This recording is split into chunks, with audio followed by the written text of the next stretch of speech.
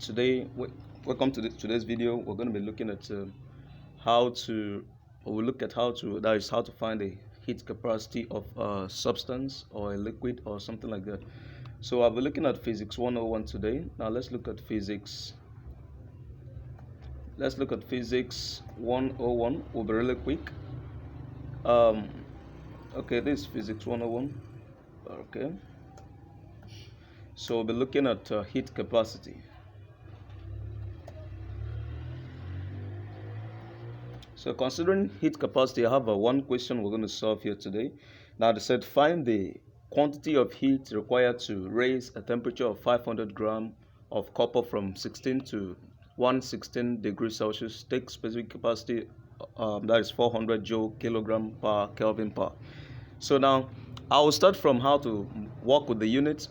Meanwhile, I'll give you the formula. The formula for this, I said, before you start solving, first of all, you identify your parameters. But first of all, let's get the formula down. This is Q equal to what? MC change in what? Temp. That is change in theta. So now the Q over here, that is the quantity of heat. The M here, that is mass. The C here is what? Specific capacity. And then this change in temp, that is change in temperature, that is from higher to, that is theta 2. Same as saying theta 2. Okay, this is theta 2 minus what? Theta 1. So this is same as the change in temperature there. So that means we can write this equation now as Q equal to we have MC. Then instead of changing temp, we can just put it into theta 2 minus theta 1. So this is exactly the same way to write it.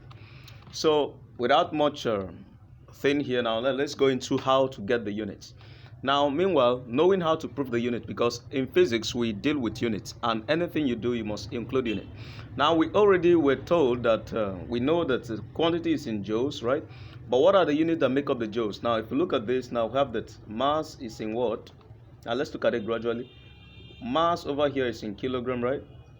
Now, specific capacity is in joule kilogram per, then Kelvin what? Per.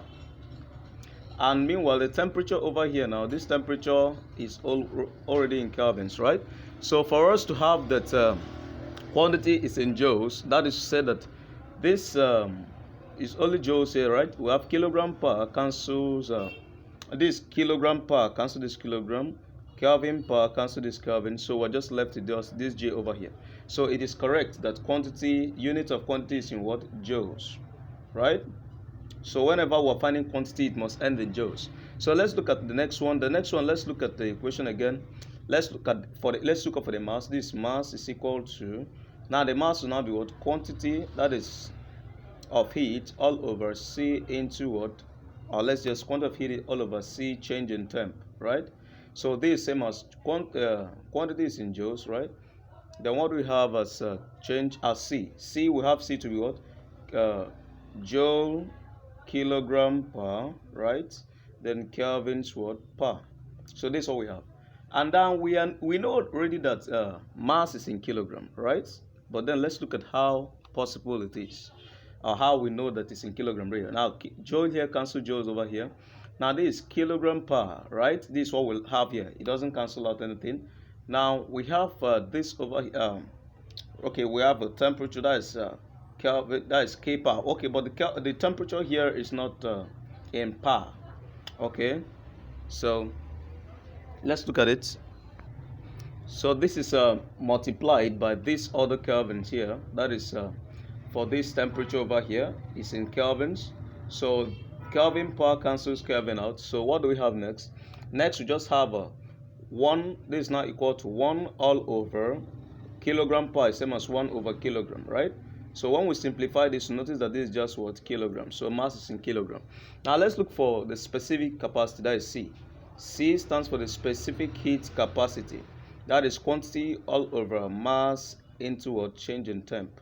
So this is what we have. So knowing that, finding the formula for this specific capacity. So anytime you are given to find specific capacity, there must be a unit. So quantity is in what? Joules. So let's replace it. Mass here is in kilogram, right? So we have change in temp here. Change in temp, we have it to be this multiply. Change in temp is now kelvins, right?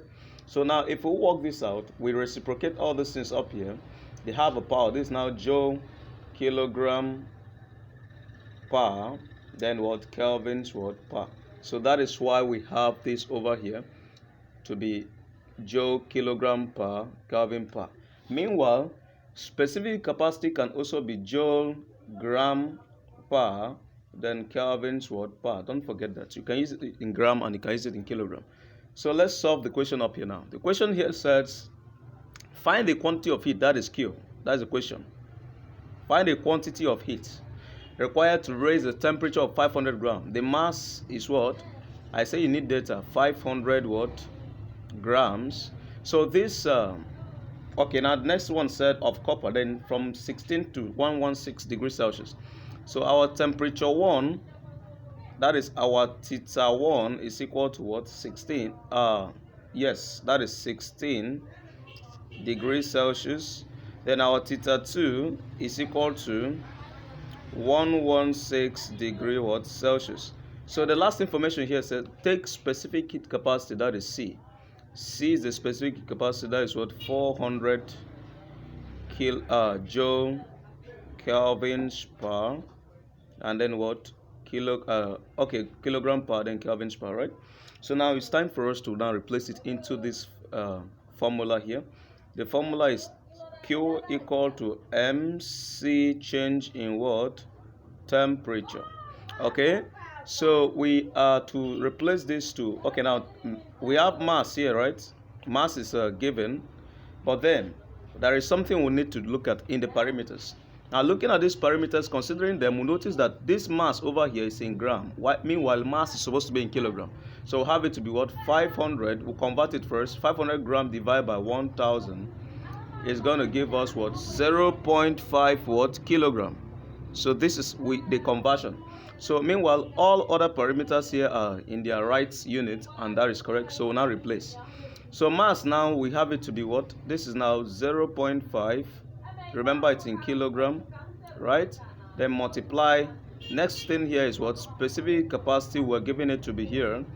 That is 400 joule kelvin, kilogram per, then what? Kelvins what? Per. So this is what we have. So after that, we have the change in temp. This change in temp here now, we have it to be change in this minus this. So this is what we mean. That is theta 2. This is theta 2, that is 116 degrees Celsius minus 16 degrees Celsius. So when we work this out, the same as what? 100 degrees Celsius, right? So the only thing to do now is to multiply all these things. Now when we multiply all this, we'll be getting that 0.5 times 400 times what? 100. So this is going to leave us with just, so we're going to get our Q now to be equal to what? 20,000 joules. 20,000 joules, right? We can still have it to be what? Just 20 kilojoule. Hope you know it is kilojoule. Kilo is 1,000, right? So have this, the quantity of heat now is what? 20,000 joules or 20 kilojoules. So remember that heat capacity is in what? Quantity of heat is in joules. So there must be units in your solution. That is what one thing we do with physics. So now, thanks for watching. Meanwhile, what if I change this value here to, let's say, 700 grams, and then I gave you this to be, let's say, 36. I gave you this to, let's say, 214. Now I want you to try something now. Let's say I gave you this to be let's say 900. Okay, so why not try this out? So in case you still have difficulty, you revise this video again. It will help you to know how to solve it. Thanks for watching. This is Extreme Learning.